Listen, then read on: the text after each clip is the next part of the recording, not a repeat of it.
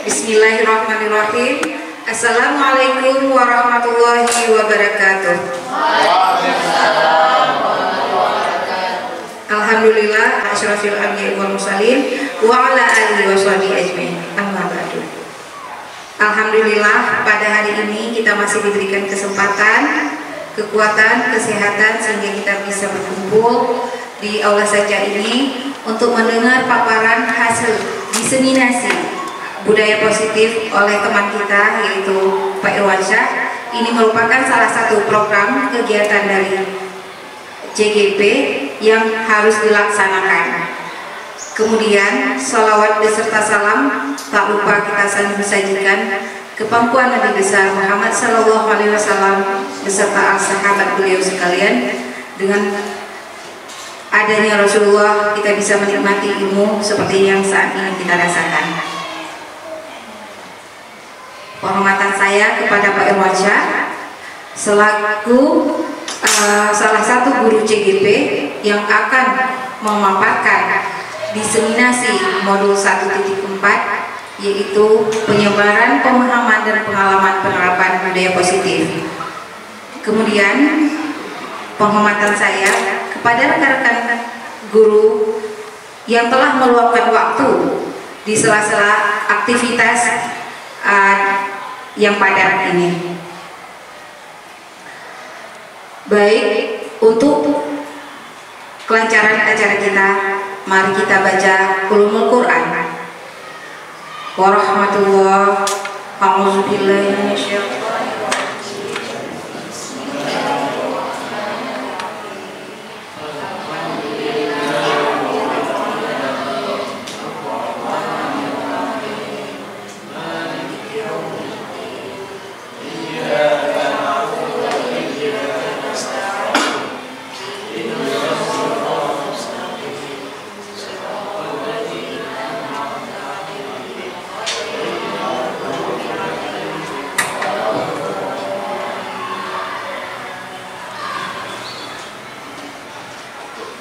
Mudah-mudahan dengan keberkahan surah Al-Fatihah bisa melancarkan kegiatan kita yang akan diseminasi oleh Bapak Irwansyah. Untuk menghemat waktu, kami silakan Bapak Irwansyah untuk memaparkan hasil PPT. Kepada Pak Irwansyah, waktu dan tempat disilakan.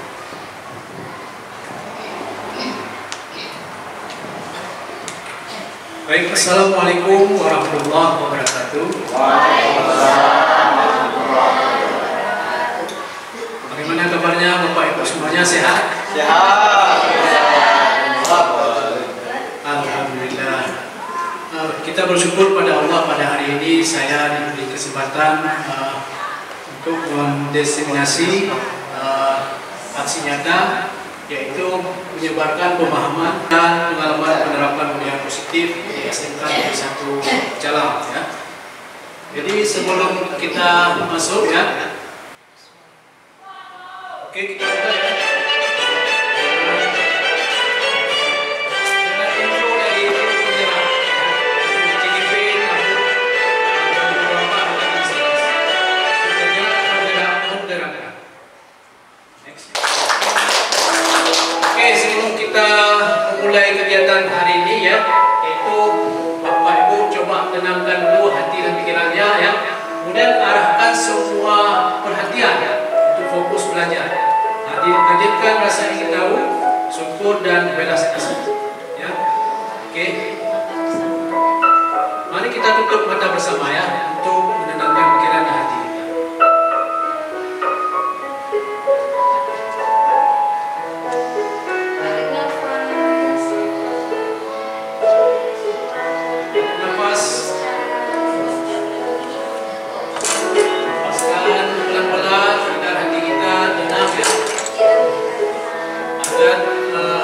Jiwa kita di sini tidak kemana-mana, ya.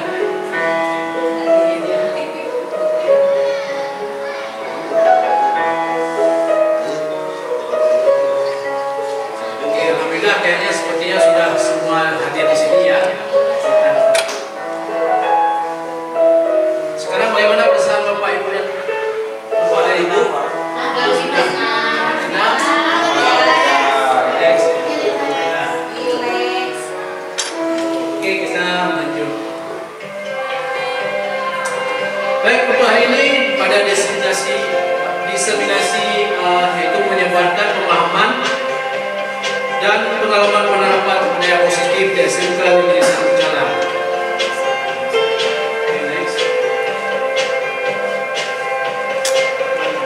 Oke, untuk kesepakatan kita yaitu untuk pertama yaitu saling menghormati ya, yaitu saling menghormati sesama kita, kemudian hadir dengan penuh perhatian, kemudian berkolaborasi untuk kemajuan dan berbicara ketika sudah dipersilahkan. Kemudian izin jika meninggalkan ruangan, kemudian mengikuti dengan perasaan gembira. Jadi ini kesepakatan kita ya, mudah-mudahan dapat kita terapkan ya untuk kegiatan diseminasi ini. Kemudian konsep inti budaya positif ya, yang pertama yaitu perubahan paradigma positif, kemudian disiplin positif, kemudian yang ketiga yaitu nilai-nilai kebajikan, yang keempat kebutuhan dasar manusia, yang kelima motivasi perilaku manusia, dan yang keenam posisi kontrol guru, ketujuh keyakinan kelas, dan kedelapan segitiga restitusi. Jadi materi pada pagi hari ini yaitu tentang budaya positif yang akan kita terapkan di sekolah kita, yaitu ada 8 materi yang akan ingin saya sampaikan ya. Mudah-mudahan Bapak Ibu betah selama saya memaparkan materi pada hari ini. Kemudian yang pertama kita masuk pada pembelajaran dengan paradigma baru ya.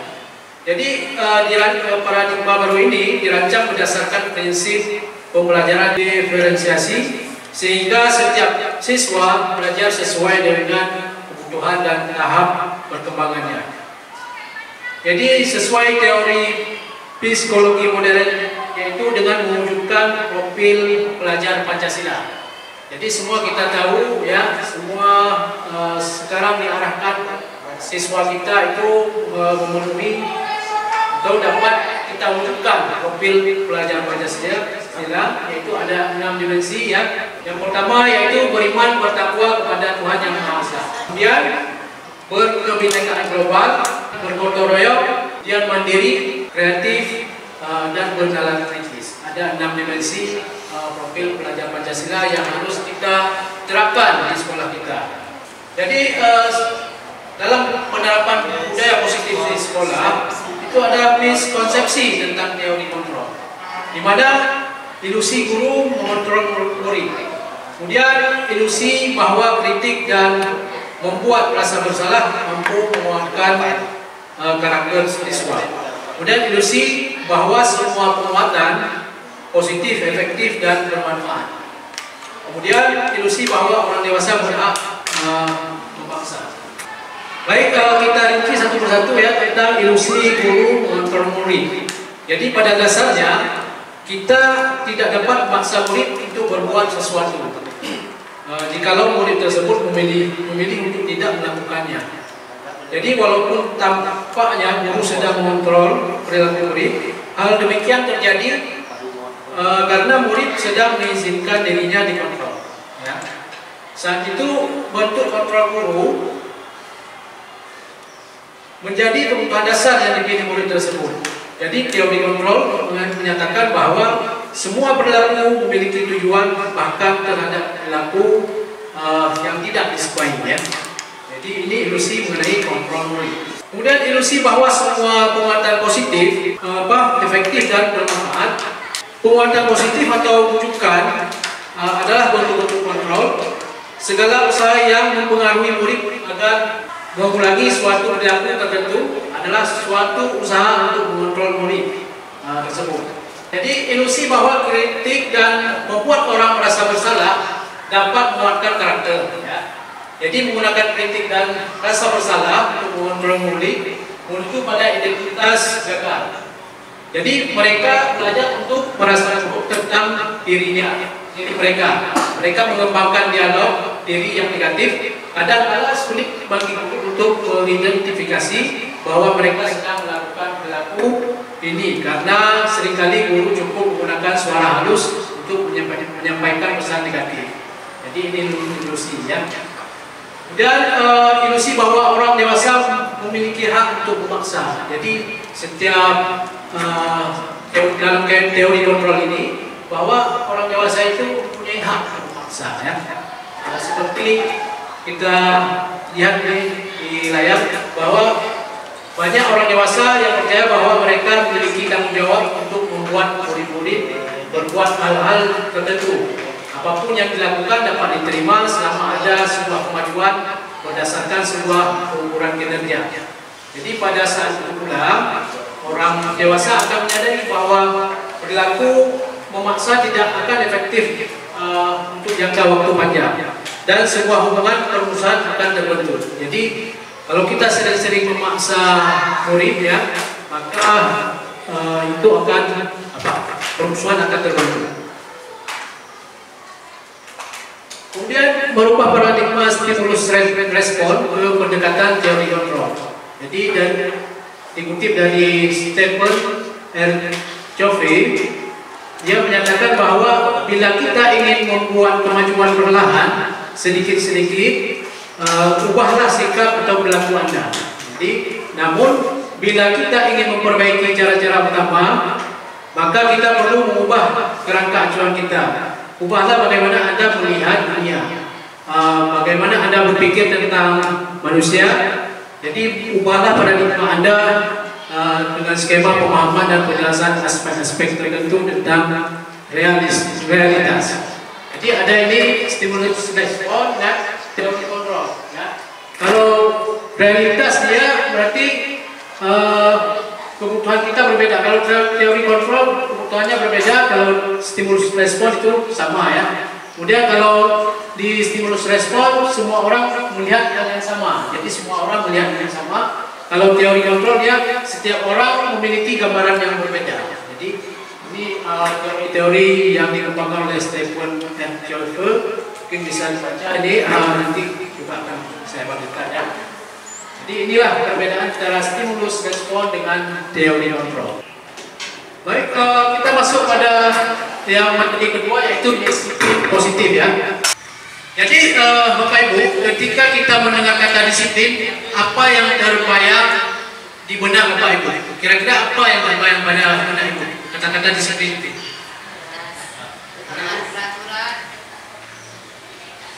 Ya, kira-kira apa yang terbayang di benak Bapak Ibu tentang disiplin itu? Kira-kira apa?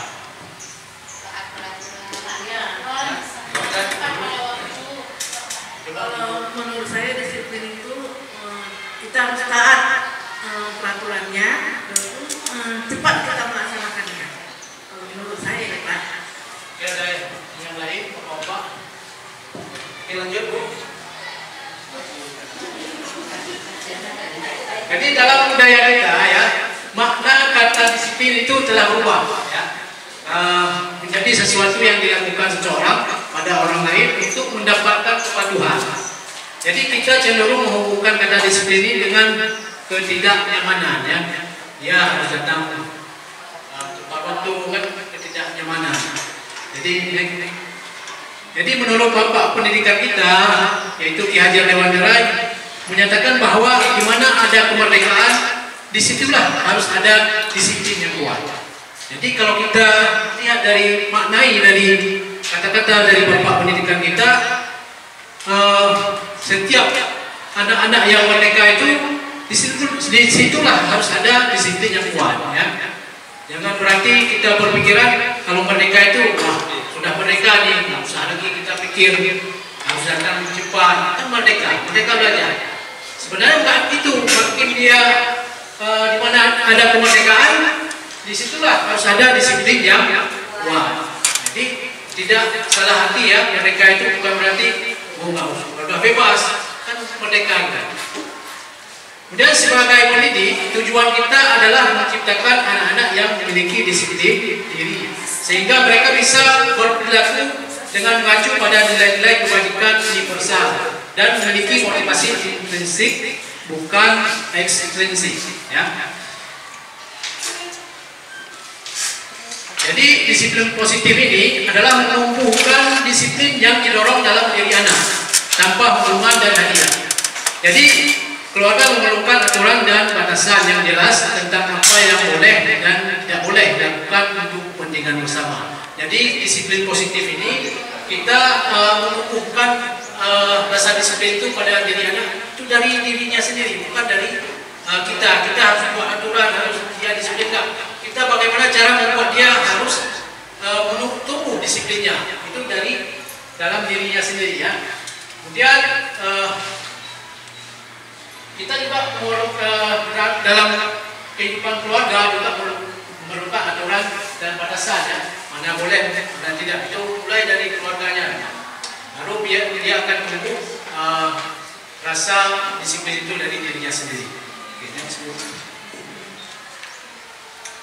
Dan masuk ke materi yang ketiga, yaitu nilai-nilai kebajikan dari 6 institusi atau organisasi. Yang pertama, profil pelajar Pancasila sudah kita ketahui sama-sama dan sudah saya sebutkan tadi. Dan yang kedua yaitu dari The Stephen Essential, yaitu empati, suara hati, kontrol diri, rasa hormat, kebaikan, toleransi, dan keadilan. Ini nilai-nilai kebajikan ya, yang dikembangkan. Dan dari IBO Primary Year Program, yaitu ada rasa toleransi, rasa hormat, integritas, mandiri, menghargai, dan sebagainya. Dan berikutnya Bu,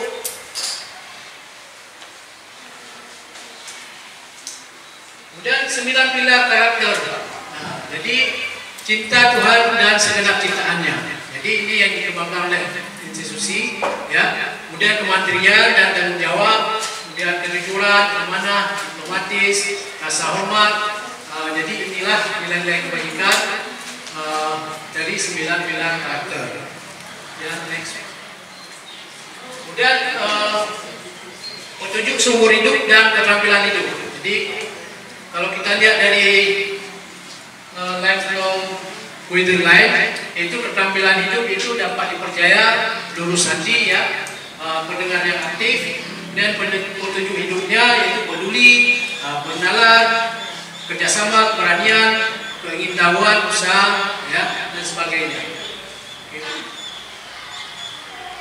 Integritas, bersama ya, semua memang nilai-nilai kebajikan ini. Oke, lanjut.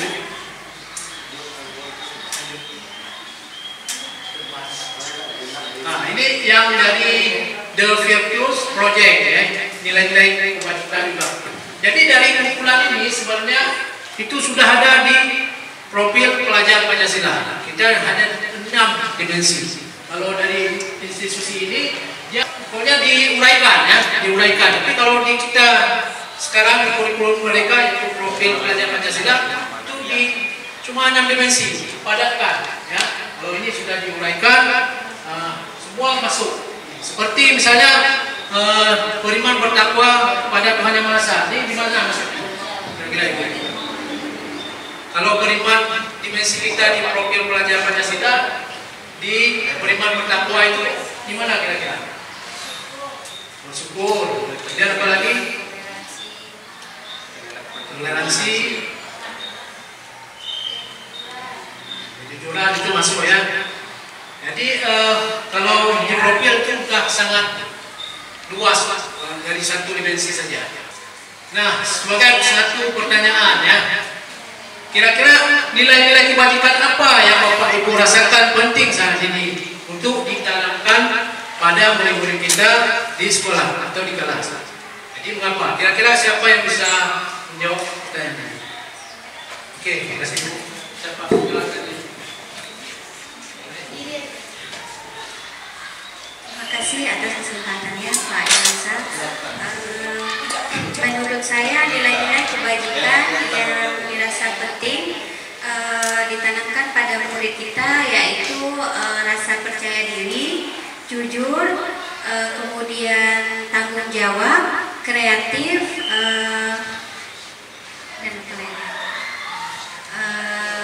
dan gotong royong. Nah, karena nilai kebajikan ini dapat membentuk karakter murid agar lebih baik sehingga mereka bisa menghadapi tantangan zaman dan nantinya bisa menjadi warga negara yang baik dan bisa berkontribusi positif kepada masyarakat. Ya, Kak Mas. Baik, terima kasih Ibu Krisna sudah menjawab. Jadi kita memang ada tugas kita berdasarkan pertanyaan ini, yaitu nilai yang harus kita tanamkan pada siswa kita. Itu seperti yang sudah dijawab oleh Ibu Krisna tadi, harus menumbuhkan karakter ya, yaitu berjiwa bergotong royong, yaitu gotong royong itu kebersamaan ya, kemandirian.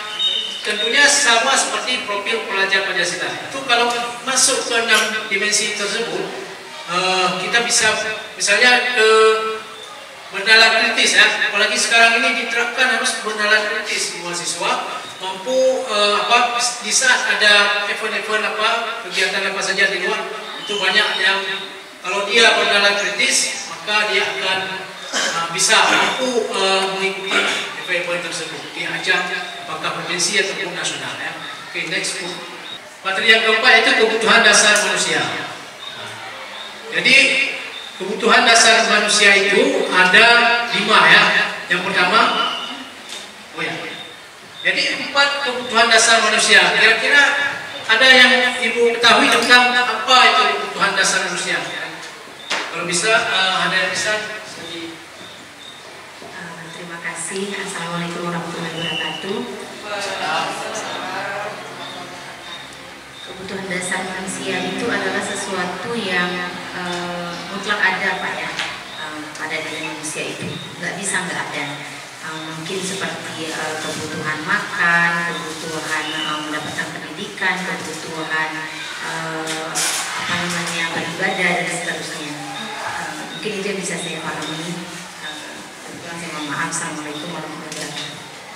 Oke, bagus sekali Bu Nurul, kita beri plus. Jadi kebutuhan dasar manusia itu yang pertama bertahan hidup ya. Jadi kebutuhan bertahan hidup itu seperti makanan ya, pakaian, tempat tinggal, keamanan dan kesehatan. Itu kebutuhan primer kita sebagai manusia ya. Kemudian kebutuhan rasa kasih sayang dan rasa diterima. Jadi rasa diterima dalam kelompoknya, dipedulikan, berbagi dan bekerja sama. Jadi rasa kasih sayang ini harus ada ya, dibutuhkan di dasar manusia. Dan penguasaan ini diakui ya, diakui, berprestasi, harga diri dan memimpin. Ini adalah rasa penguasaan. Jiwa-jiwa kepemimpinan itu harus semua menginginkan untuk memimpin dan jadi pemimpin. Jadi dia ingin diakui, dia berprestasi ya, harga dirinya dan memimpin. Dan kebebasan ya. Kebebasan ini yaitu kemandirian, otonomi, yaitu memiliki pilihan. Jadi kebebasan ini kita ada rasa kemandirian. Kemudian rasa kesenangan, yaitu kesenangan bermain dan tertawa. Jadi semua manusia itu membutuhkan rasa kesenangan ya. Apakah kalau anak-anak kita itu mungkin waktunya dia bermain, ya, itu waktunya bermain yang kita maksudkan untuk belajar. Mungkin ada itulah rasa kesenangannya. Dan next one. Dan materi yang kelima yaitu motivasi perilaku manusia. Itu yang pertama yaitu untuk menghindari ketidaknyamanan atau hukuman ya. Kemudian untuk mendapatkan imbalan atau penghargaan dari orang lain. Jadi ini motivasi dari eksternal. Jadi kemudian untuk menjadi orang yang mereka inginkan dan menghargai diri sendiri dengan nilai-nilai yang mereka percaya. Ini adalah motivasi internal. Jadi motivasi perilaku manusia itu ada dua ya, dari eksternal dan internal. Jadi ini dia ya, kalau eksternal tadi dia menghindari ketidaknyamanan atau hukuman. Sedangkan yang internal dia mereka inginkan dan menghargai dirinya sendiri untuk menjadi orang yang mereka inginkan menghargai diri sendiri. Itu yang dari internal. Dan pertanyaan lagi ya, bila di sekolah kita tidak ada peraturan yang mengharuskan guru datang tepat waktu dan tidak ada surat teguran bagi guru yang datang terlambat dan tidak ada atasan yang menguji Anda, apakah Anda akan tetap datang tepat waktu untuk mengajar murid-murid Anda? Jelaskan alasan Anda. Kira-kira siapa yang bisa menjawab pertanyaan ini? Mungkin Bu Dewi, mungkin nanti akan bisa.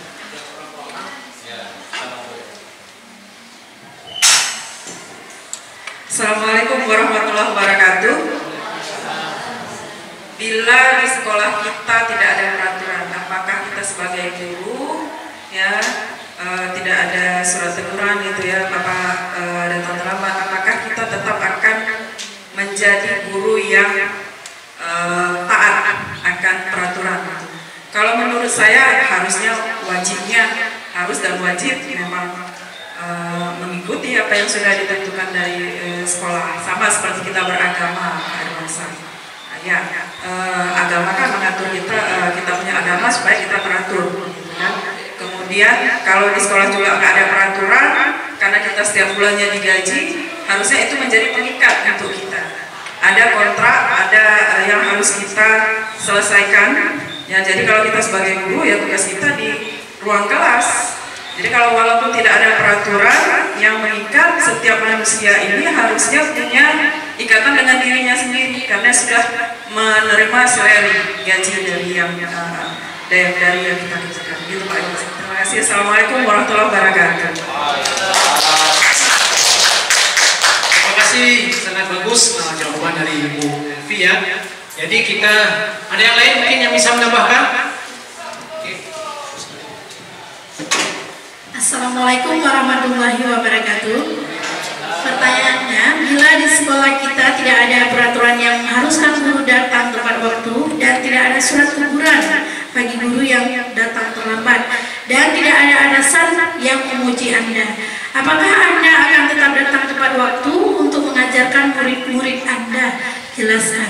Baik, terima kasih. Jadi di sini kita, menurut saya, kita tetap harus datang tepat waktu sesuai dengan tugas kita yang telah diberikan, meskipun tidak ada atasan yang memuji ataupun tidak ada teguran jika kita melakukan pelanggaran. Jadi sebagai manusia, kita harus melaksanakan tugas kita dan kewajiban kita tepat pada waktunya.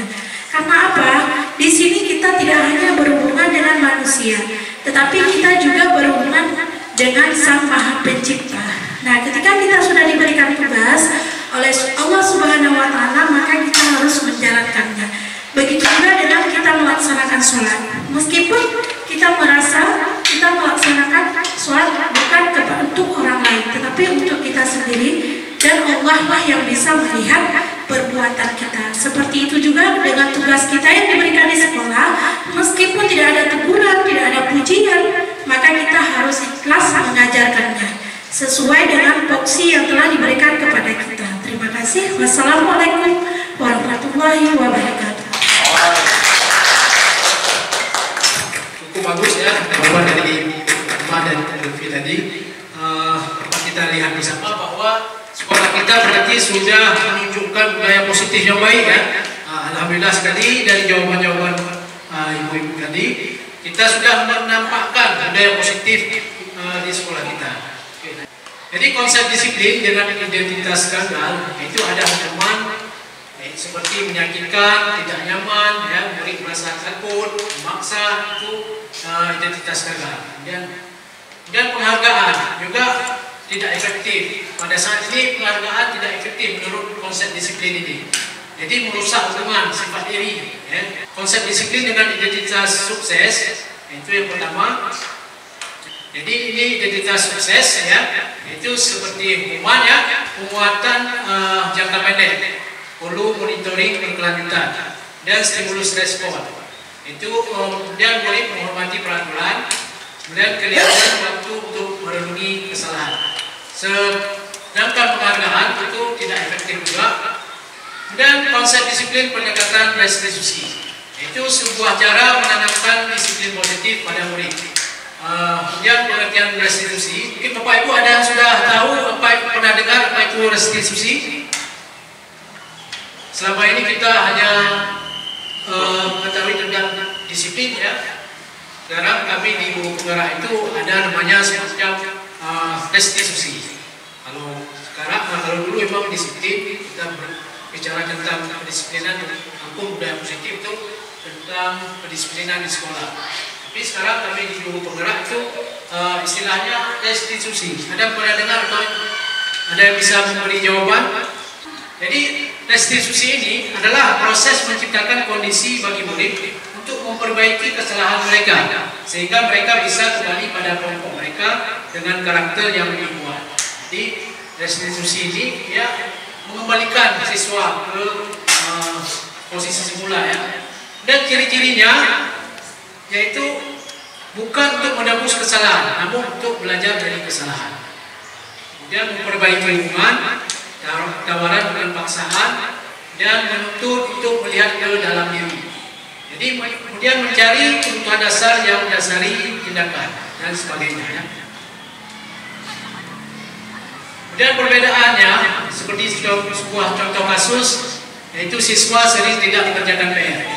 Jadi kalau kita lihat dari hukuman, misalnya guru menghukum siswa tersebut hormat bendera selama 10 menit, ya. Kemudian guru marah dan murid takut. Nah, ini untuk siswa yang mungkin sering siswa ada yang tidak mengerjakan PR, tidak beri hukuman, dan ada juga kita beri konsekuensinya, yaitu dengan memberikan ataupun dia menyuruh kita suruh mengerjakan PR saat istirahat. Dan pada jam istirahat dia untuk istirahat, tapi kita suruh dia untuk mengerjakan PR tersebut. Dan guru tegas dan siswa menghormati peraturan. Sedangkan restitusi dan guru menanyakan keyakinan kelas atau dirinya dan membantu siswa menyelesaikan masalah. Jadi di sini ya, kalau kita di restitusi ini kita memang sudah buat di awal pertemuan, kita buat dulu keyakinan kelasnya. Jadi pedoman dia pada keyakinan kelas di restitusi ya. Dan guru terbuka dan siswa menghormati dirinya dan orang lain. Itu perbedaan. Kemudian kita masuk pada materi ke-6 ya, yaitu 5 posisi kontrol. Yang pertama penghukum ya. Kemudian yang kedua pembuat rasa bersalah. Kemudian yang ketiga sebagai teman. Kemudian keempat pemantau. Dan yang kelima yaitu sebagai manajer. Yaitu ini adalah 5 posisi kontrol seorang guru ya. Ada sebagai penghukum, pembuat rasa bersalah, teman, pemantau, dan manajer. Nanti akan kita lihat masing-masing dari posisi kontrol ini. Next. Jadi 5 posisi kontrol restitusi menurut Diana Gosen. Selanjutnya mari kita melihat video tentang kasus murid yang terlambat dengan 5 posisi kontrol restitusi. Oke, selamat menyaksikannya.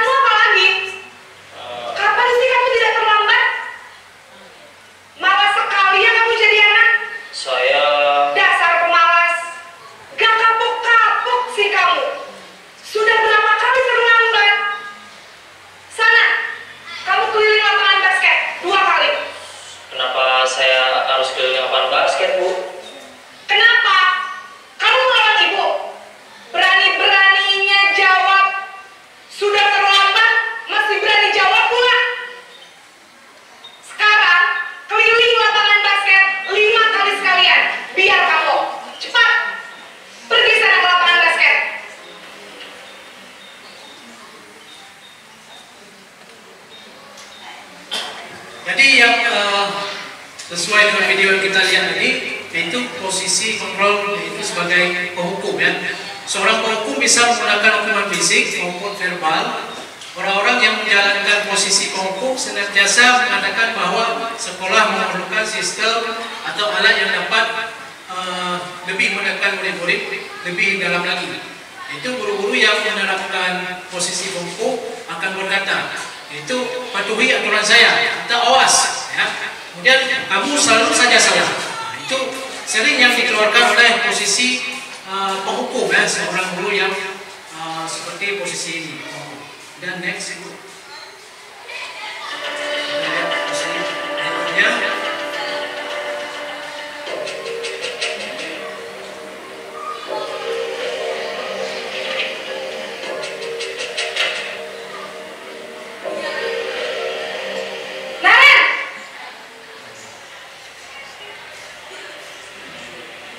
Selamat pagi, Bu. Naren, kamu kenapa terlambat lagi, nak? Ya Tuhan, Naren, kamu senang ya bikin ibu susah ya? Kalau kamu terlambat lagi, nanti ibu yang ditegur bapak kepala sekolah, nak. Disangka ibu tidak bisa membina kamu. Duh, gimana ini? Maaf, Bu. Duh, Gusti Naren, kamu suka ya kalau ibu tegur bapak kepala sekolah? Terus, sekarang ibu harus tulis apa ini di buku absen? Ini kamu sudah sering terlambat loh. Ibu harus apa coba? Maaf, Bu. Maaf sekali. Ya sudah, lain kali jangan bikin ibu susah lagi ya, nak ya. Ibu tidak akan kuat lagi kalau kamu begini terus. Bisa jantungan kalau ibu ditegur bapak kepala sekolah. Sana cepat ke kelas. Maaf ya, Bu. Maaf sekali. Jadi posisi kontrol perempuan merasa bersalah itu biasanya guru akan bersuara lebih lembut ya. Jadi pembuat rasa bersalah ini akan menggunakan keheningan yang membuat orang lain merasa tidak nyaman, bersalah ataupun rendah diri. Dan kata-kata yang keluar yang dengan lembut akan seperti misalnya, ibu sangat kecewa sekali dengan kamu. Berapa kali ibu harus memberitahu kamu ya? Gimana coba?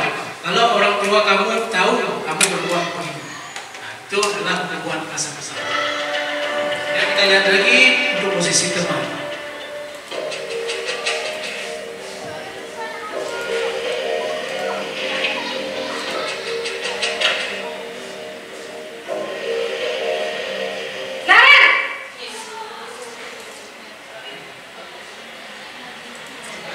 Selamat pagi, Bu. Wah, sudah jam berapa ini, nak? Terlambat lagi ya, sayang? Iya, Bu. Habis ibu saya lupa bangunkan saya, Bu. Kamu malah menyalahkan ibu kamu. Kamu bukannya anak yang larinya paling kencang. Kok terlambat sih? Iya, Bu. Saya memang terlambat bangun tadi. Jadi, biarpun saya lari kencang, tetap gak kekejar, Bu. Ya sudah sana. Nanti lain kali larinya lebih kencang lagi ya. Biar gak terlambat lagi. Bikin seneng ibu. Demi ibu. Bisa kan? Bisa lah, Bu. Ya sudah sana masuk kelas. Ibu beresin urusan absen kamu. Kamu ini ada-ada saja. Jadi posisi kontrol sebagai teman itu guru pada posisi ini tidak akan menyakiti murid, namun akan tetap berupaya mengontrol murid melalui persuasi. Posisi teman pada guru bisa negatif maupun positif. Positif di sini berupa hubungan baik yang terjalin antara guru dan murid. Guru di posisi teman yaitu menggunakan hubungan baik dan humor untuk mempengaruhi seseorang. Mereka akan berkata, ayo patulah demi ibu ya. Dan ayo ingat tidak bantuan ibu selama ini. Jadi ya sudah, hari ini tidak apa-apa, nanti ibu bantu bereskan. Ini posisi teman. Kita lihat lagi posisi berikutnya. Posisi pemantau komunitas.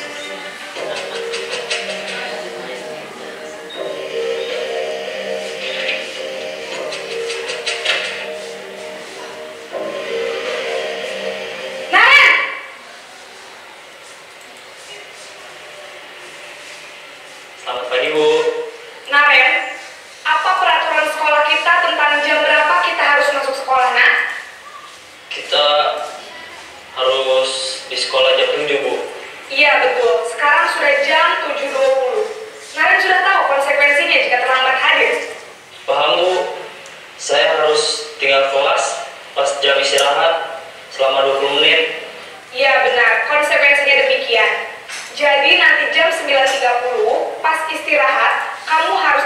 kelas, kerjakan tugas tambahan untuk ketertinggalan kamu, ya? Baik, Bu. Jadi posisi pemantau ini yaitu berarti mengawasi, ya, mengawasi. Pada saat kita mengawasi, kita bertanggung jawab atas perilaku orang-orang yang kita awasi. Posisi memantau berdasarkan pada peraturan-peraturan dan konsekuensi dengan menggunakan sanksi atau konsekuensi. Kita dapat memisahkan hubungan pribadi kita dengan murid sebagai seseorang yang menjalankan posisi pemantau. Yaitu pertanyaan yang diajukan seorang pemantau yaitu peraturannya apa? Kemudian apa yang telah kamu lakukan? Kemudian sanksi atau konsekuensi apa? Ya, jadi ini untuk pemantauan. Dan yang terakhir, kita lihat kembali posisi sebagai manajer.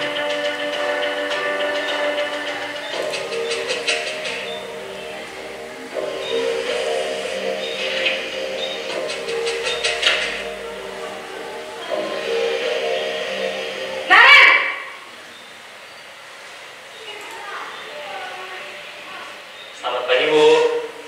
Selamat pagi, Naren. Maaf, Bu. Saya terlambat. Iya, sekolah masuknya jam 7, sekarang sudah jam 7.20. Jadi sekarang bagaimana ini, Naren? Maaf, Bu. Saya lupa setel alarm saya semalam. Baiklah, menurut kamu, keyakinan sekolah yang mana yang perlu kamu tingkatkan? Menghargai diri sendiri dan orang lain mungkin, ya, Bu. Setuju. Jadi, apakah Naren meyakini prinsip saling menghormati tersebut? Iya, Bu. Saya meyakininya. Apakah Naren bersedia memperbaiki masalah keterlambatan ini? Bersedia, Bu. Bagaimana kamu akan memperbaiki masalah keterlambatan ini? Saya akan coba untuk tidak lupa menyetel alarm saya, Bu. Baik, kalau Naren lupa menyetel alarm di rumah, ada orang yang kira-kira bisa bantu mengingatkan tidak? Ada, Bu. Kakak saya, Kak Emma. Ada lagi selain Kak Emma? Selain Kak Emma, ada ibu saya. Baik, jadi yang mengingatkan Naren adalah Kak Emma dan ibu kamu, ya? Kira-kira akan mulai setel alarm kapan nih, Naren? Setelah pulang sekolah, akan segera saya lakukan. Baik, jadi Naren akan setel alarm untuk bangun besok pagi dan akan diingatkan oleh kakak dan ibunda Naren, ya? Ada lagi yang mungkin perlu dilakukan, Naren? Agar tidak terlambat bangun lagi. Tidak ada, Bu. Baik, Naren. Terima kasih untuk kerjasama kamu. Sekarang kamu perlu kembali ke kelas untuk belajar. Baik, Bu. Terima kasih. Jadi posisi manajer ini adalah posisi di mana guru berbuat sesuatu bersama dengan murid, mempersilahkan murid mempertanggungjawabkan perilakunya, yaitu mendukung murid agar dapat menemukan solusi atas permasalahan dirinya. Dan yang sering diajukan pertanyaan yaitu apa yang kita yakini, yaitu kembali kepada keyakinan kelas. Dan apakah kamu meyakininya? Dan jika kamu meyakininya, apakah kamu bersedia memperbaikinya? Dan jika kamu memperbaiki ini, hal ini menunjukkan apa tentang dirinya? Dan apa rencana kamu untuk memperbaiki hal ini? Jadi ini 5 posisi kontrol yang sudah kita lihat bersama tadi, ada sebagai penghukum, ya, dan membuat merasa bersalah, kemudian ada sebagai teman, dan pemantau, dan seorang manajer. Mudah-mudahan di sekolah kita akan banyak seperti guru-guru, seperti posisi kontrol seorang manajer, ya. Kemudian kalau kita lihat juga sebagai penghukum juga mungkin bisa kolaborasi, ya, mungkin yang memantau ada juga. Kadang sekali-sekali kita seperti di olahraga, kan, kadang perlu juga sekali-kali menghukum, bukan berarti menghukum fisik, ya. Apakah lari misalnya, itu sekali-kali perlu, Pak. Kalau kita lihat posisi manajer lebih bagus, kita menemukan dia itu merasa kesalahan, mengakui kesalahannya. Terus jadi posisi kontrol manajer. Dan materi yang ketujuh yaitu keyakinan kelas, ya. Jadi mengapa keyakinan kelas? Mengapa tidak peraturan kelas saja? Kira-kira Bapak Ibu ada yang bisa menjawab ataupun sudah ada yang membuat keyakinan kelas? di kelasnya. Oke, Bu. Baik, terima kasih. Mengapa keyakinan kelas? Mengapa tidak peraturan kelas? Nah, kalau keyakinan kelas itu dibuat atas kesepakatan bersama antara siswa dan guru. Sedangkan peraturan kelas itu hanya dibuat oleh seorang guru dan siswanya harus mematuhi setiap aturan yang dibuat oleh guru tersebut. Jika nanti melanggar, maka guru tersebut akan memberikan hukuman kepada siswa tersebut. Maka yang diharuskan kita melakukan adalah keyakinan kelas. Jadi di sini bukan hukuman, tetapi yang kita laksanakan adalah konsekuensi. Terima kasih. Assalamualaikum warahmatullahi wabarakatuh. Baik, bagus sekali Bu Rama ya. Itu sudah menjelaskan hampir kelas tersebut.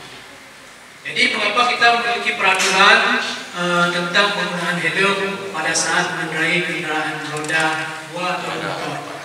Mungkin ada yang bisa menjawab dari pertanyaan ini? Kenapa kita pada saat mengendarai mengendarai kendaraan pakai helm? Kira-kira itu apa? Ada yang bisa menjawab? Kira-kira kita pada saat mengendarai kendaraan kalau tanpa helm, gimana perasaan kita? Rasanya gimana? Kira-kira. Jadi dari pertanyaan ini dapat kita lihat, kalau kita memakai helm, pasti kita akan merasa yakin akan keselamatan dan kesehatan kita. Ya, berarti ada keyakinan kalau kita sudah memakai helm itu, oh saya sudah yakin. Berarti seperti itulah keyakinannya. Juga keyakinan di dalam kelas seperti itu. Next. Kemudian mengapa kita juga memiliki peraturan tentang penggunaan masker dan mencuci tangan setiap saat pada saat pandemi yang lalu ya, itu kita diwajibkan memakai masker dan selalu mencuci tangan. Itu kenapa? Sama seperti tadi memakai helm pada saat mengendarai sebuah kendaraan. Arti kita akan lebih yakin dari virus tersebut. Virus COVID ya dulunya, ataupun yang lain-lainnya virus. Pada saat kita di ruang terbuka ini mungkin ada kawan-kawan kita ada lagi kurang sehat ya, ataupun yang kurang sehat tersebut memakai masker akan memberikan keyakinan pada orang lain ya. Nah, keyakinan pada orang lain. Oke, next. Dan prosedur merupakan keyakinan kelas ya. Next. Yaitu siswa menulis keyakinan yang mereka inginkan ya. Kemudian guru dan siswa menulis keyakinan yang mereka tulis.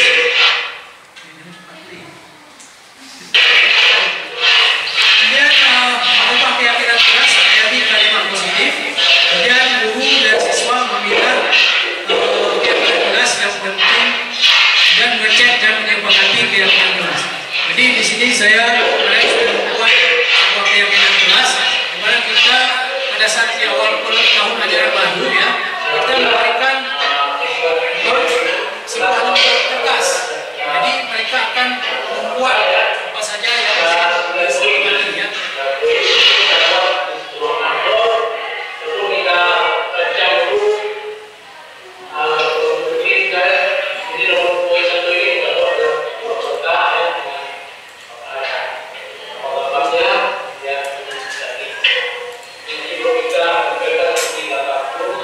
Setelah disepakati maka dibuat ataupun ditempel pada sebuah poster ya, maka ditempelkan di dinding ya. Jadi keyakinan kelas ini sebenarnya kalau dulu peraturan kelas, tapi keyakinan ini lebih yakin ya. Kalau dia berbuat salah maka dia akan harus mengingat keyakinan kelas.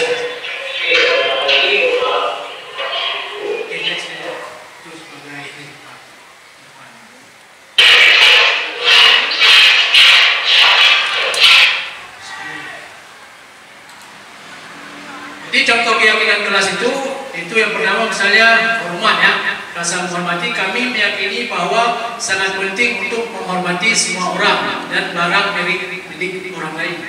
Jadi poin-poin yang bisa kita tulis pada keyakinan kelas tersebut, misalnya bekerja ya, kami meyakini bahwa sangat penting untuk mengerjakan segala pekerjaan atau mengikuti kegiatan yang telah ditugaskan.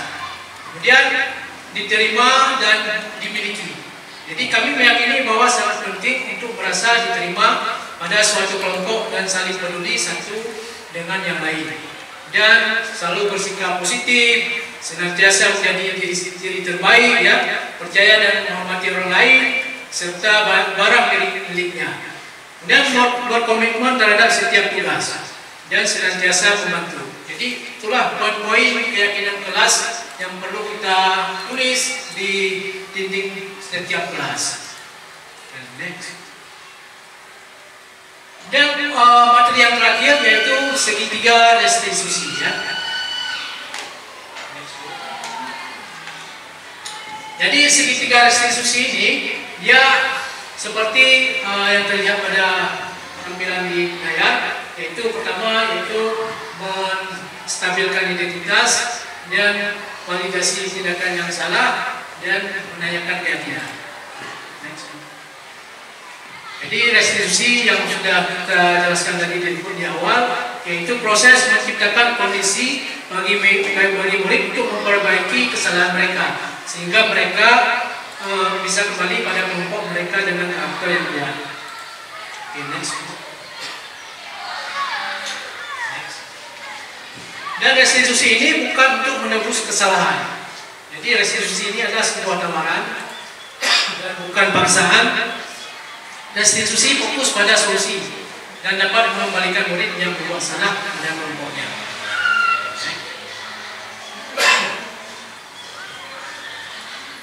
Itu seperti gambar segitiga tadi, yaitu pertama menstabilkan identitas, kemudian validasi tindakan, kemudian menanyakan keyakinan, ya. Jadi segitiga restitusi. Berikutnya coba kita akan melihat sebuah video yang sudah saya terapkan pada anak-anak kita. Jadi pada kasus satu ini, coba next video. Pada jam istirahat, Farid dan Harun main bola kertas di kelas, tapi tidak sengaja bolanya kena pada Ibu Dewi, kaprok DPIP ketika beliau sedang berjalan. Jadi coba mari kita sama-sama kita lihat video berikut.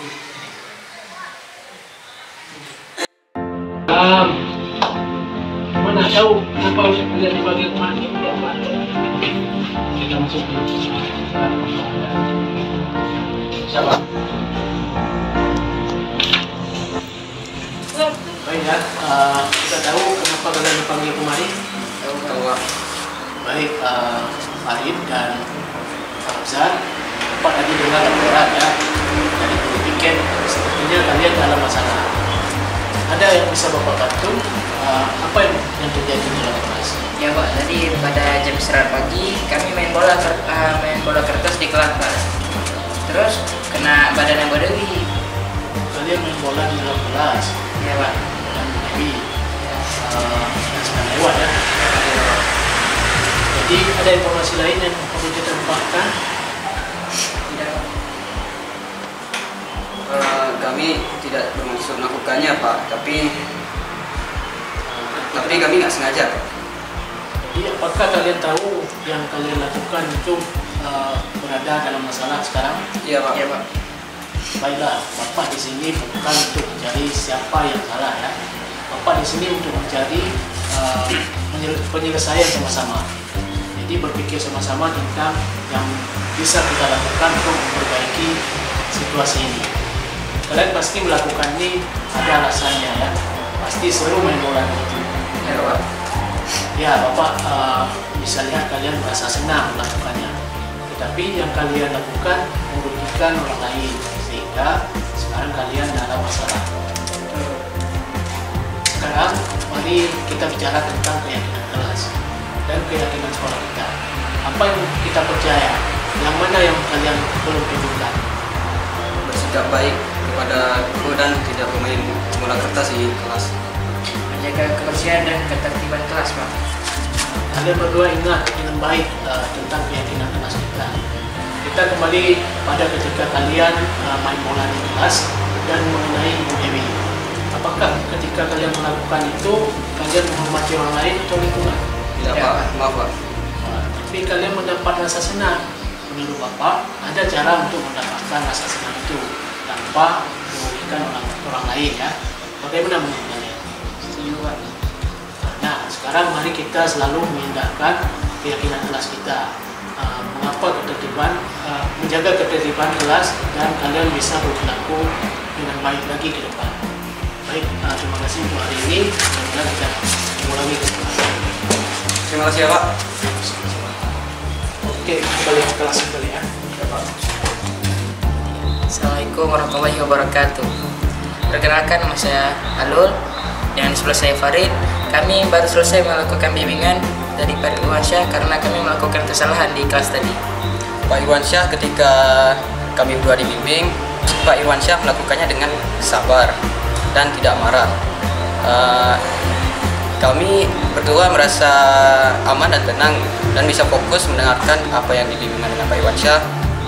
Kami diberi nasihat kepada kami. Kami sangat berterima kasih kepada Pak Irwansyah karena menjadi guru yang sabar, dan untuk kedepannya semoga guru-guru lain juga seperti ini. Dan ke depan kami berdua akan tidak melakukan kesalahan lagi. Kedepannya kita akan bermain bola di lapangan dan tidak bermain bola lagi di dalam kelas. Oke, sekian. Assalamualaikum warahmatullahi wabarakatuh. Dan pada kasus kedua itu sebelum jam pelajaran teknologi BIM, Nadia meminta izin ke ketua kelas agar akan pergi ke kamar mandi sampai jam pelajaran bahasa Indonesia selesai. Nadia tidak berkunjung kembali ke kelas. Menurut informasi dari teman-temannya, Nadia membolos pada jam mata pelajaran bahasa Indonesia karena dirinya belum membuat tugas dari mapel teknologi BIM yang diberikan seminggu yang lalu. Bu Yanti selaku guru pengampu mata pelajaran bahasa Indonesia kelas 2 IPB melaporkan tindakan Nadia tersebut pada saya selaku guru mapel teknologi BIM di kelas 2 IPB. Berikut kita lihat sama-sama penyelesaian menurut cara restitusi.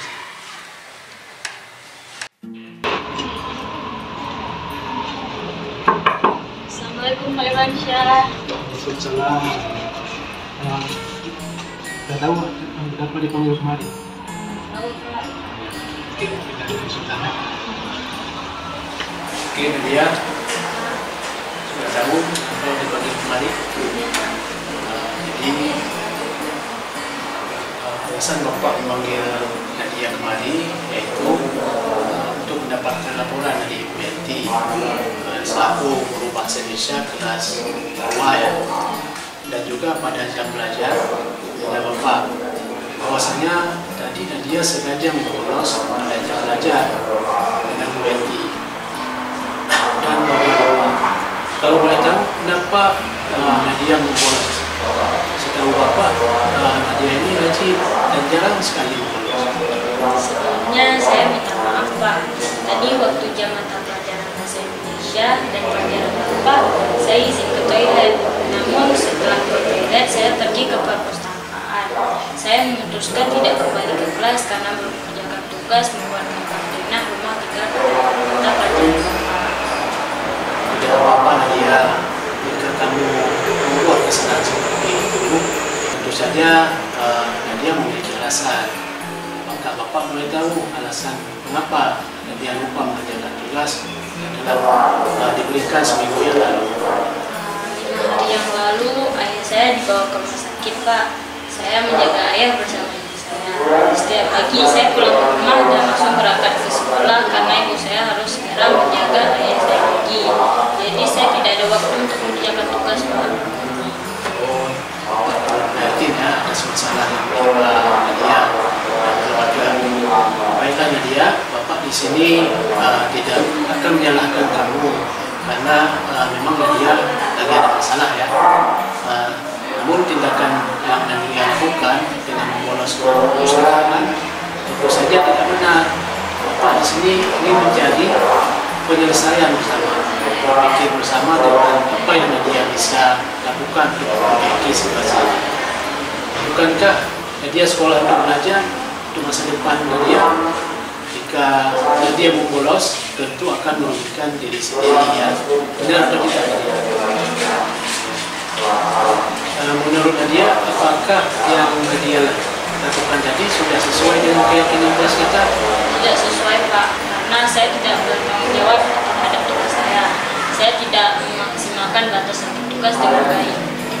Apakah Nadia bersedia memperbaikinya sekarang? Iya Pak, saya bersedia memperbaiki kesalahan yang telah saya lakukan. Bapak senang mendengarnya.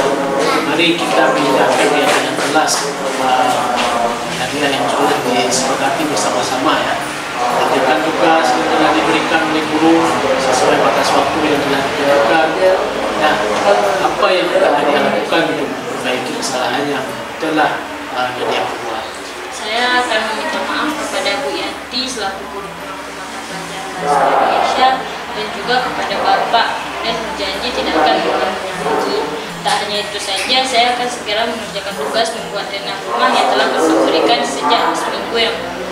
Insya Allah kedepannya saya tidak akan menunda-nunda untuk mengerjakan tugas lagi Pak. Alhamdulillah, terima kasih ya Nadia karena mau belajar dari kesalahan. Semoga ayah kamu, ayah Nadia segera teguh ya. Amin. Terima kasih. Sekarang Nadia boleh kembali ke kelas. Baik Pak.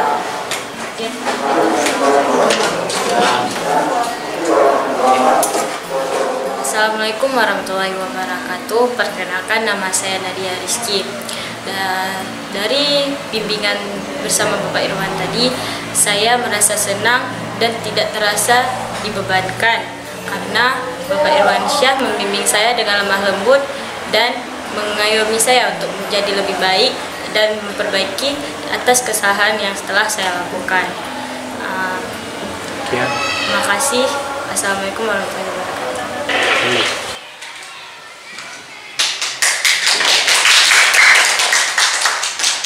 Demikian ya penyampaian dari diseminasi pada aksi nyata modul 1.4 yaitu pendidikan guru penggerak ya. Jadi dapat saya ambil kesimpulan dari kegiatan saya pada hari ini yaitu penerapan budaya positif di SMK Negeri 1 Calap. Dari pemaparan saya tadi banyak yang terlihat dari Bapak Ibu, rata-rata sudah sekolah kita ini sudah diterapkan budaya positif ya. Budaya positif ini sudah sama-sama kita terapkan, mulai seperti dari materi tadi, nilai-nilai kebajikan, misalnya posisi kontrol yang penting dari tadi dari penyampaian saya, yaitu 5 posisi kontrol ya, yang harus yang ada pada diri guru. Misalnya seperti hukum itu kalau bisa jangan digunakan lagi ya. Apalagi sekarang ini kurikulum merdeka ya, kita diarahkan memang menjadi seorang guru yang seperti posisi manajer. Jadi bagaimana kita mengarahkan bawahan kita ya, seperti di industri manajer itu dia mampu mengayomi bawahannya. Jadi sebagai kita guru ya, posisi manajer itu misalnya ada siswa yang ada kesalahan, melakukan kesalahan, kita tidak langsung menghukum dia, memberi sanksi. Jadi kita tanyakan dulu apa kesalahan yang telah dia lakukan tersebut. Mungkin ada faktor-faktor dari internal ya, mungkin dari rumah. Dia seperti pada video yang sudah saya perlihatkan tadi, dia datang terlambat ke sekolah. Mungkin kenapa tidak ada yang membangunkan dia?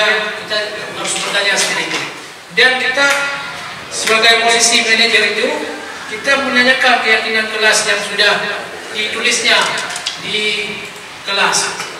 Kita ingatkan dia dengan keyakinan tersebut. Jadi segala kesalahan yang sudah dia lakukan, dia akan memperbaikinya dengan sendirinya. Penyampaian destinasi atau aksi nyata pendidikan guru penggerak untuk modul 1.4 ini lebih kurang mohon maaf. Saya akhiri. Assalamualaikum warahmatullahi wabarakatuh. Bapak Ibu, silakan kembali. Terima kasih Bapak Ibu, luar biasa penampilan. Berikan aplaus untuk yang sudah 4 kali, boleh 10 menit lagi boleh sambil makan. Ya. Sudah 4 kali diulang-ulang tentang budaya positif. Ya Bapak Ibu, mudah-mudahan ini jadi virus corona ya. Tahu apa kepanjangan corona? Corona. Kopi, rokok, nasi.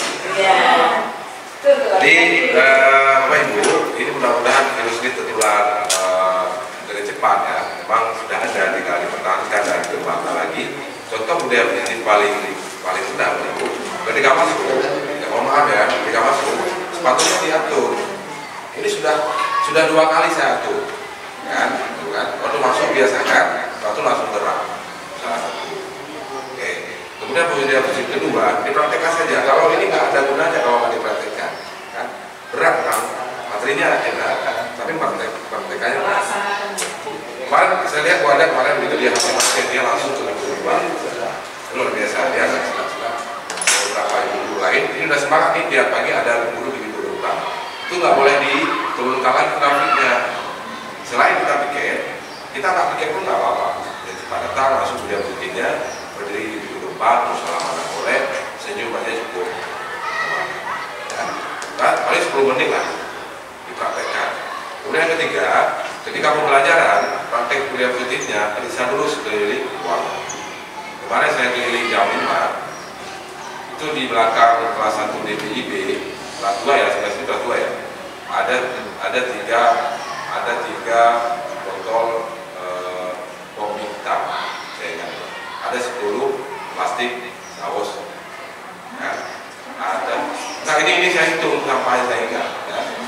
Dipastikan bahwa budaya positifnya membiasakan ketika pembelajaran minta dulu anak-anak keliling kelas dulu, anak-anak yang mana? Anak-anak yang disepakati dulu kesepakatan kelas tadi. Kalau kalian tidak seragam dan tidak lengkap, jadi kalian nanti kesepakati ini bisa dulu sekeliling kelasnya dan sampah misalnya. Kemudian masukkan sedikit untuk kesepakatan kelas masing-masing guru kan nanti beda-beda ya. Tapi kalau bisa satu itu satu, karena nanti kalau semuanya pasang posternya kesepakatan kelas berbeda lain kan beda-beda jadinya. Jadi disepakati dulu yang masuk di kelas itu, nanti ada satu kesepakatan kelas di kelas itu yang bisa bersama-sama disusun dengan guru maupun di kelas itu dan dengan siswanya supaya nanti satu. Kalau nanti saya datang nih kesepakatan kelas dengan pelajaran saya. Ada keywordnya. Hah? Keywordnya. Maksudnya nanti ada 5 kata kuncinya. Coba dikanirkan wajibkan. Jadi segera nih awal semester, segera nanti berapa guru di mata di kelas itu bersamaan membuat satu kesepakatan kelas di kelas itu dan beda kelas bisa beda masalah. Ya. Kebiasaan baiknya Bapak Ibu segera diimplementasikan dalam kegiatan sehari-hari. Saya tiap hari minta laporan sama pengajar. Enggak, berarti bayinya mendampingi anak selalu cepat bayi luar biasa itu. Kemudian kalau laporkan ibu mana yang ada mendampingi setiap hari. Sulit memang menyisihkan waktu 15 menit itu sulit sekali. Sibuk terus, nggak akan ada hentinya sibuknya itu. Sebentar Pak, saya lagi sibuk ini sebentar. Aduh ada lagi, nggak akan habisnya. Sampai tulisan tadi berdiri ya, karena saya banyak tugas. Akhirnya satu tugasmu nggak selesai. Jadi refresh sebentar sama anak 15 menit, walaupun ibu kamu salah, ya udah di situ aja sejam senyum dengan anak. Nah, kamu halangan ya, betul lah kamu halangan. Kemarin itu kamu halangan bisa aja. Terus apa ibu sangat penting, selama 10 menit itu betul-betul implementasi dari budaya positif. Nah, sehingga nanti ketika guru penggerak berikutnya, beliau akan cerita, bahwa sekolah saya sudah seperti ini, sudah seperti ini. Semuanya yang diceritakan adalah partisipasi Bapak Ibu di kegiatan anak-anak setiap hari dalam hal kebaikan-kebaikan. Ya. Apabila di belakang ruang yang tiga ini untuk ruang apa? Yang ada di KR ya. Di KR itu ada 4 yang di KR ya, ada 4 ruang tua dan 11 kertas saus. Nah, kemudian di ruang workshopnya perikanan sebelah sini sudah dilukis. Saya sudah baca semuanya, untuk lukisannya tidak lebih menyorot sekolah, menyorot kelas itu. Jadi sudah lukis mereka. Jadi karena kacanya bersih kan bisa dilukiskan. Kacanya bersih nggak? Ini kerjaan siapa? Bisa Bapak Ibu sekolah tidak punya anak, ibu-ibu lah yang punya anak, ibu bisa banyak mereka bersama-sama itu meningkatkan. Itu kan di budaya ini ada cinta terhadap lingkungan sekolah ada di sini, ya, bisa dipraktekkan di hari-hari. Ya. Kemudian saya ulang lagi nih, tadi sore saya melintas di lapangan, ada satu sampah itu dekat tumpukan pasir, ya kan? Itu sudah berapa orang lewat? Saya merasa apa nggak dipandang, apa nggak berdua. Kalaulah semua kita patuh, kami tidak ada yang mau, ini tidak terlihat. Jadi kita melintas, lalu kapal penuh misalnya, kita bantu terus. Kalaupun ada anak-anak kita minta tolong sama anak, tolong nak. Kemudian lebih bagus lagi ketika pulang, tong sampah itu sudah steril, tidak ada lagi. Pak kami Pak jadi tukang sampah bukan, jadi gimana lah caranya? Ada wali kelasnya, ada guru mata pelajaran terakhir, itu adalah bentuk-bentuk mempraktekkan budaya positif di sekolah. Sekecil apapun kami sudah sampaikan sangat bermanfaat. Ketika kami keliling sore kan nampak dia perubahannya dulu. Ada buka sampah sudah banyak di belakang tower itu bisa libatkan anak-anak, angkat terus ke sana misalnya.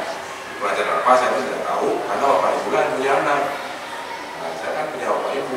Karena saya takut sekali ditegur sama wali murid. Kenapa apa urusannya kepala sekolah sama anak langsung? Ya juga. Ya tegur saya, bapak kan ada guru, ada yang masih bapak. Kenapa masih bapak?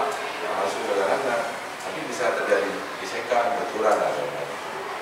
Dimohon Bapak Ibu, ini sangat bagus materinya, sudah 4 kali diulang oleh CDP kita. Dan CDP pun tidak boleh ngomong saja, ya kan? Karena ceritanya kan enak nih, teorinya enak. Jadi sambil jalan kita laksanakan terus. Jadi sehingga lahirlah sekolah ini memang nampak ada guru geraknya. Ingat ya, bahasa Pak Adi Saludri kemarin. Dia marah sekali ketika datang salah satu sekolah, ada guru geraknya, tapi sampahnya berserak, marah dia tuh. Akhirnya dia bilang itu gerak, itu paling meti dia ngomong itu. Tapi itu betul. Karena marah sekali dia datang salah satu sekolah. Ternyata sekolah tidak beres. Kita harus sabar pula bukan mempraktikkan virusnya itu kembali. Karena teori itu mudah sekali, tapi prakteknya butuh kesabaran, butuh pengorbanan. Kadang-kadang kita harus malu sedikit. Dan bapak kepala sekolah tidak malu. Walaupun orang nggak open, saya pergi nih sama Pak Kamal bertiga nih. Kami bertiga dengan tim. Orang tuh nggak mau nunduk, saya nunduk terus. Biar aja nanti ngomong, apa kepala sekolah nih? Biar aja, karena ini kita praktekkan kepedulian kita. Nah, ketika orang datang Bapak Ibu, orang akan melihat sampah dulu. Setelah itu bertanya siapa guru agamanya, siapa guru matematikanya, siapa pembina OSIS-nya. Kalau sampahnya sudah aman, jadi orang akan mengambil kesimpulan sekolahnya. Yang kedua, ketika keliling-keliling kelas, saya lihat kaca dulu, kaca kelas. Kan kalau kaca kelas bisa nulis, nah nanti siapa sih wali kelasnya? Nah, dan baru ya masuk ke dalam, dijemet dan lain-lain. Ya, terima kasih sekali lagi tepuk tangan kalian. Ini boleh-boleh makan dulu. Dan kemarin kan buat acara terus makannya nggak sempat, gitu saya sakit enaknya materi ya. Terima kasih. Bila topik aja. Wassalamualaikum warahmatullahi wabarakatuh.